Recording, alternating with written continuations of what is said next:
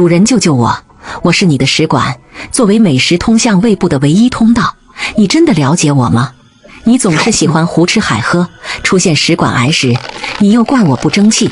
其实我真的很委屈，而且你还喜欢趁热吃趁热喝，恰恰就是这个不良习惯，导致全球1半的食道癌都发生在我国。主人，我们来做一个实验，将1壶65度热水浇在1块生猪肉上，顷刻间猪肉的表面已经被烫熟了。要知道我的黏膜要比猪肉脆弱许多，你以为的趁热吃趁热喝，对于我而言简直就是一场灾难。当你将这些滚烫的食物下肚以后，食管被烫得龇牙咧嘴，每一次我都想抗议，可是我不会说话。主人，你知道吗？偶尔我被烫伤几次对我没啥影响，因为人体拥有非常完善的修复系统，但是长此以往经常被烫伤，细胞就会频繁地分裂去修复。如果这个过程中一旦出现差错，就会给癌细胞提供入侵的机会。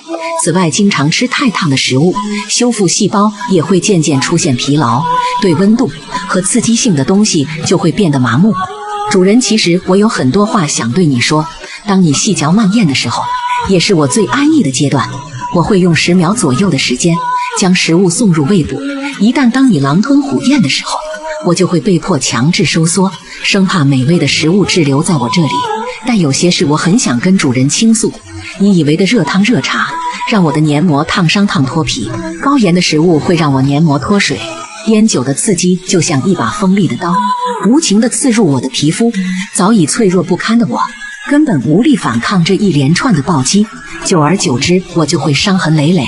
更加可恨的是，趁我千疮百孔之时，讨厌的癌细胞也会肆意践踏我。主人，我真的很累，我生怕有一天离你而去。我虽柔韧，却并非无坚不摧。